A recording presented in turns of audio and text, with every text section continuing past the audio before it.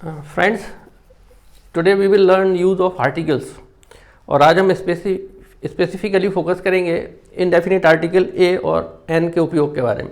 आप पूरा वीडियो ध्यान से देखेंगे तो आप you will never ever be making mistake in using A and an before certain words. तो दो चीज़ें इम्पॉर्टेंट याद रखने की हैं कि ए एंड एन आर्टिकल्स हैं। आर्टिकल्स को हिंदी में बोले तो अग्र शब्द, और ये अंग्रेज़ी भाषा में इस्तेमाल होता है। इंग्लिश में इसको करना एक परंपरा है, एक सिस्टम है और ज़रूरी है। और भाषाओं में जैसे हिंदी में हम बिना अग्र शब्द या बिना आर्टिकल के भी बात कर सकते हैं। जैसे मैं पुस्तक पढ़ रहा हूँ, इट इज़ राइट, लेकिन इंग्लिश में कहें कि आई एम रीडिंग बुक, तो दिस इज़ नॉट एक्सेप्टेबल। अगर एक पुस्तक एक बार में पढ़ रहे हैं तो हम कहेंगे I am reading a book. अगर इट इज़ प्लूरल तो I am writing letters, that means I am writing more than one letter. और अगर एक ही लिख रहे हैं तो I am writing a letter. So in brief अंग्रेज़ी में ए और एन का प्रयोग कहाँ करना है, ये इसकी समझ थोड़ा सा ज़रूरी है। तो दो चीज़ें याद रखने की हैं कि नंबर एक, जहाँ कहीं भी कोई ऐसा नाउन है, कोई ऐसी संज्ञा है जो काउंटेबल है, काउंटेबल मतलब जिसको गिन सकते हैं, और वो एक है, दैट मीन्स सिंगल है, यूनिट है, वन है, countable and singular, then we have to use A और एन। अब ए और एन का कहाँ प्रयोग करना है, दोनों का ही मतलब एक होता है। यदि वो चीज़ जो काउंटेबल है और उसका पहला साउंड जो है वो if it is a vowel sound,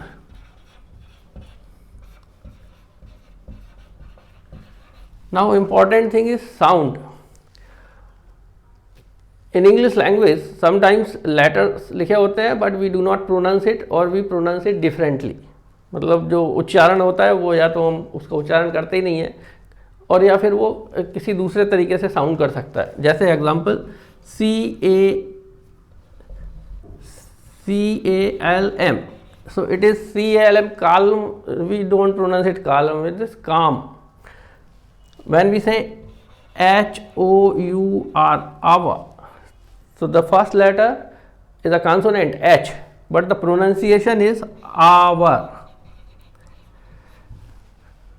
Now it is very simple. You see, एक एक्सरसाइज करिए अपने आप में। कोई भी एक लेटर लिखते हैं, टा, का, गा, मा और ना, these are the I pronounce the sound ना। अगर हम टी, के, जी, एम, एन, आपसे कहा जाए कि इन लेटर्स को उच्चारण करिए लेकिन कोई भी वॉवेल साउंड का उपयोग मत करिए, then it is not possible.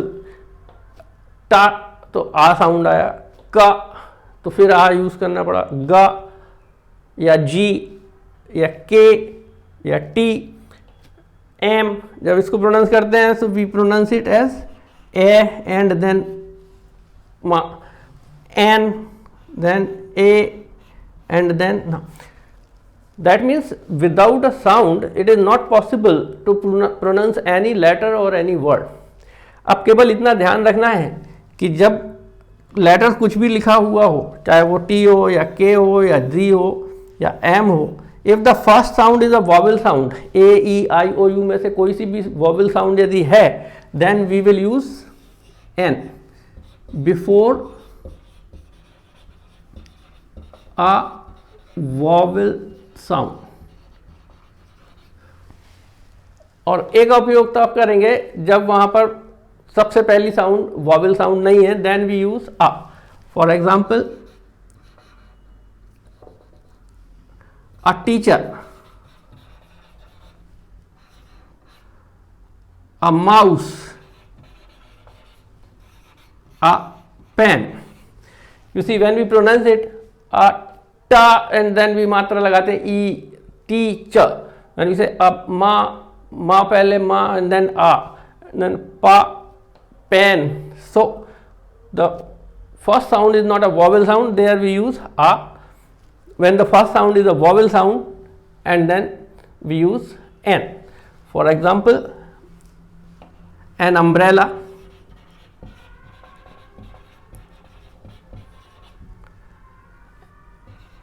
an hour, an elephant, and so on. Sometimes it happens the first letter is a vowel letter, but when we pronounce it, so the vowel sound comes after. So we do not use A. For example, university. When we pronounce the first letter, so it is U. That means या, and then we use जो मात्रा होती है ऊ की वो बाद में लगाते हैं. So it is या university. So we say a university. So this is important, and that is very simple. If the word is a noun and if it is a countable singular, then we have to use a or n. Yadi first pronouncing sound is a vowel sound, then we use n.